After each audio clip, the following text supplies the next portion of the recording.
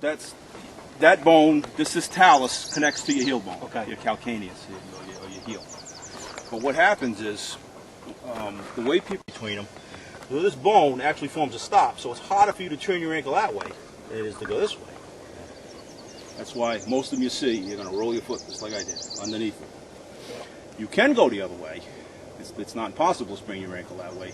Usually when you do, you'll get a fracture out here called a POTS, P-O-T-T-S fracture, which they usually have to surgically repair. It's a real treat. They basically put a giant wood screw in your foot, a giant cast. And they're much higher, much more difficult ankle sprain to train, to bring back. The other type of ankle sprain, you hear a lot, in athletics, the guy also has a high ankle sprain. You never used to hear that term, now it's become kind of common. What a high ankle sprain is these two bones have a tendon to hold them together. I'm sorry, ligament that holds them together. And what they'll do is they'll sprain that ligament so they actually spring the mortise of the joint. It's a pretty painful injury also, obviously. Ligaments hold bones together. Bone to bone is a ligament. Muscle to bone is a tendon. Big tendon in your body that you can see pretty easily in your foot is your Achilles tendon. It takes the muscles from the back of your leg and it's what makes you point your foot. Front of your foot, all the tendons run from the front, basically outside your leg, across your ankle, down to your toes, basically. So if you ever sprain your ankle and you want to rehabilitate it, the first thing you want to do is ice it, keep it from swelling. That's job number one when you sprain your ankle in the field. If you can keep the swelling out of it, you're a heck of a lot better off. You're going to have some mobility in it. It'll like. Down the road, though, you want to start building some strength back into your ankle. And ways you can do it, you can throw a towel on the ground like this, put your heel on a corner, and I can't do it because I've got socks on, and crinkle it up with your toes. You can lay the towel to the side and drag it across this way. You can towel, you drag it across this way, and lay it out this way, drag it across this way. You're doing that. You're going to feel it up in your calves, but all of those tendons run through your ankle joint, so you're actually strengthening your ankle while you do that type of an exercise. So the ligaments, they act kind of like a rubber band. That's exactly what they are. Yep. People will say they sprained their ankle, and you always sprain ligaments. You'll hear people say they strained an ankle. When you strain a joint, you've strained a tendon. And basically they rate them just like they do a burn. First, second, and third degree sprains. First degree, you get like a little bit of tugging, Everything kind of goes back the way it belongs. It's not a big deal. Second degree, they're really pulled out. They may be a little bit of fraying around. You're getting kind of ugly. Third degree, they popped. They split apart. They'll almost always have to be surgically repaired if you do that. Now, can you have a strain and a sprain at the same time? Yeah. Okay. Yeah. It's more common if you were to step into a hole. You bring your foot up into extreme flexion like this is a good way to do it. Another way is to catch your toe and come down on it. That's a pretty good way to do both at once. You can sprain any joint. You can sprain your fingers. You can strain your fingers, your elbows, and any joint that's held together with ligaments. So strain your breastbone actually if you cough hard enough. Quick way to fix them in the field, or way to wrap them, is use an ace bandage like I had to do on Ian last night, or you can get this stuff at a store. Most sporting goods stores sell it. It's basically 2-inch wide biased tape. There's no stretching. It's very difficult to tear. It's solid stuff. And it has a lot of uses. You can you improvise splints with it. You can tie your top up with it. It's really pretty cool stuff to have, and it doesn't take up a lot of room in your pack. Cotton? Yeah, it is. Cotton or linen or something. They call it ankle wraps. That's the way it's sold. And the way you wrap an ankle, normally you do this over a sock. And slide, so you hand up the end for me, right? Ian? This way. There you go. Now remember I said the way you sprain your ankle is you turn it under. Okay? So what you want to start with is this way, and you pull in the ankle the way, you support it the way it was going to turn. Go it over, make what they call a figure of 8. Down the outside the heel, lock the heel in, around, lock the other heel in. And that's it. And then you're going to have a lot left over, so you just double yourself over again. Do your figure 8. Heel lock. Your other heel lock. And you're going to come up short, you know, to where you finish. A little bit of duct tape, a little bit of athletic tape would be ideal. And that'll give him the stability he wants, right? Yeah. Feels tight. Not too tight, Nice. though. What you're doing, I'm going to have you guys practice this, but you are wrapping his ankle. You're not wrapping his forefoot. And if you do get too far out on the foot, you start getting down in here, you pinch off a little tendon over here, and it is something painful. Yeah, you know about it. Yeah, you'll know it real fast. Your foot will go to sleep. It's just a real nasty, painful thing. You don't want to do it. If you left it tight like that, and the guy decided he'd walk through it, he was going to be a tough guy, he could get some serious neurological damage down the line from it. So, again, you're wrapping the ankles. You're doing the first one.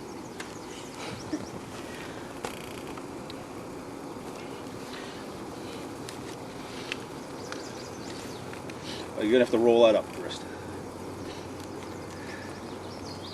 Right. So I want So to the go away first from move it. you make is going to be, nope. Yep. Now you're pulling his ankle opposite the way it would naturally twist. There you go. You figure 8. Very nice. Now down behind the heel, Yep. Catch. like that. Nope. Nope. Go back. There you go. Come catch the heel. Come under the foot. Towards me and under the foot. Under here. You want to try to leave like a cup at the back of the heel. Okay. Oh, I got it. I got it.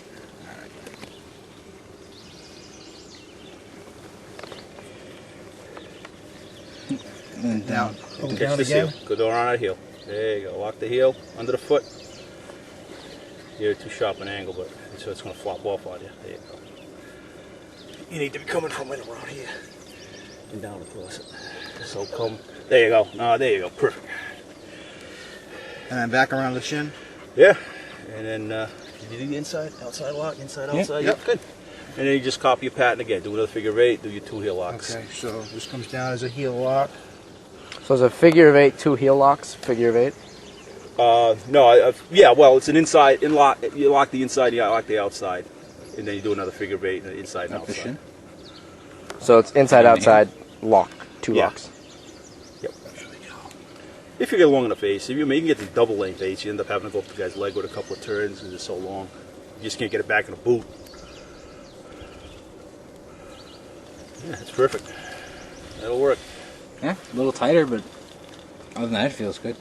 Check the toes, make sure you got good circulation. Stuff it back in his Squeeze boot and through wait. the, It should come right back. If he's, yeah. You can ask the guy, any numbness, any tingling, anything like that. Obviously, if he's going to start squawking, he'll squawk right away usually. And then check it periodically, because if he starts swelling up, you could lose. It could be come so tight you do lose circulation, and he may not realize he's lost it. So you actually have to look. You got to take the boot off and check the toes again. You just can't ask, "How's your foot feel?" He'll say, "Oh, it's fine." And, Is that a triangular bandage? yeah, this is actually a military one.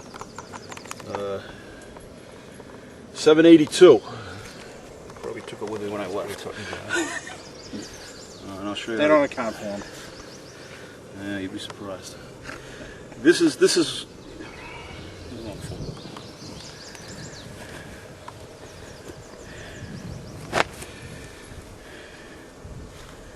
Triangular bandage.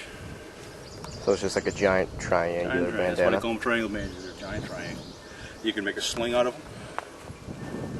On the neck, tie a bow tie, right? It's a sling. You can do a head, do the head thing. The do-rags. Do rags like they do with them. You could, if you had a cut, like say you had a big slash in your head or something, ran to a tree or something, put a gauze pad on top of that, And wrap that on top. do this thing on top of that, and then you've got it in place. Because you're gonna have a lot of trouble unless you want to put duct tape on some man's head. So it's a nice way to put it, anywhere on the scalp. You can address with a bandage, a piece of gauze, and a triangular bandage. The other thing you do with triangular bandages is you turn them into what they call cravats. Basically what you do is you bring that to that, and one more. This is a nice piece of equipment. You can put a pressure bandage on someone. If you had a cut on the thigh, put a gauze over it. Tie it down. does a great job for that. If you want to tie somebody into a stretcher, it does a great job for that. You want to stabilize an IV with it, you can stabilize the tube, and after you get the IV in, don't ever do that. But you could. This is if you're up the creek without a paddle. If you're properly trained. If you know how to do IV, Yeah. that's why I said don't ever do it. But you certainly could do it. The other thing is, if you do a shoulder dislocation, you sling it with a triangular band. It's like I just I did quickly. But the thing with a shoulder dislocation is, with a sling, all you're doing is supporting the weight of the arm. You can still bring your arm up and down in the sling, which you don't want to do with a dislocated shoulder. So you do your triangular, and then run around the body with one of these, and So that way sling a swath, they call it. supports the weight of the arm, but Yep. doesn't let you lift it up. Exactly, you're holding it up tight to the body. But you can also do an ankle wrap with these. You do the cravat thing. Which I lost. If you notice, when this came out of the package, it was already folded up into that configuration. There's actually two reasons they do that. One is to fit in the plastic bag, but the other is it's ready to go if you're going to have to use it as a tourniquet. Over boot.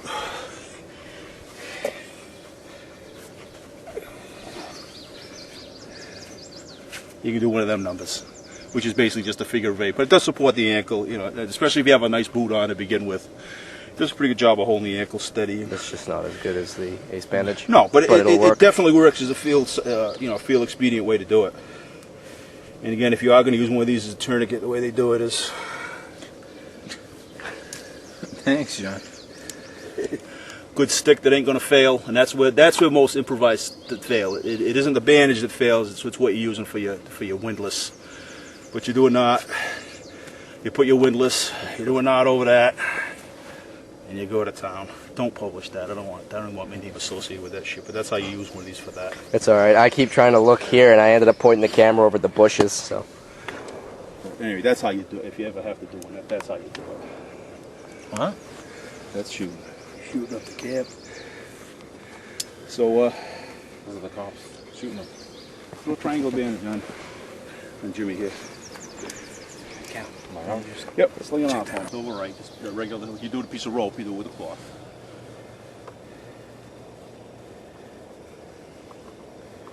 And then this end, you don't want his arm flopping out. So you're gonna do this. Usually just do a turns on it, slip a little knot into that so it doesn't go away. You can always use the safety because it goes with. Yep. And then here, people love to do this. You want to support the whole hand. And the last thing you want to do, check the fingers again to make sure you haven't cut off any circulation in this routine.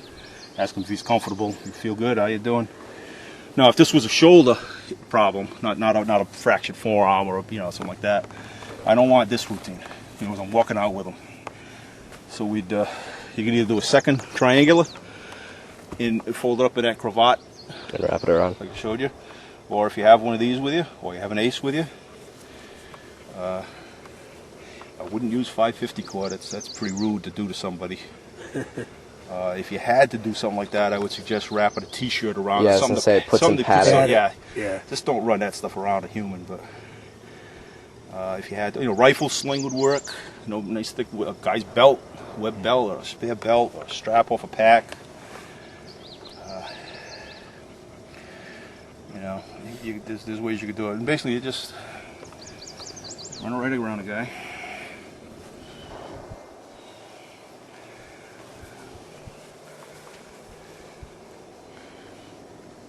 And when you do this, birth like a dragon, sorry. Say it. Now you've taken away that motion. Again, check to make sure, because now you've tightened again. So make sure ask you breathing okay, and I haven't switched your lungs too much or anything, right? You don't mind that guy forever. You're just taking that motion out of it. That's a sling and a swath, and it works pretty well. You can walk out with that if you had to. Your arm's not going to get away too far.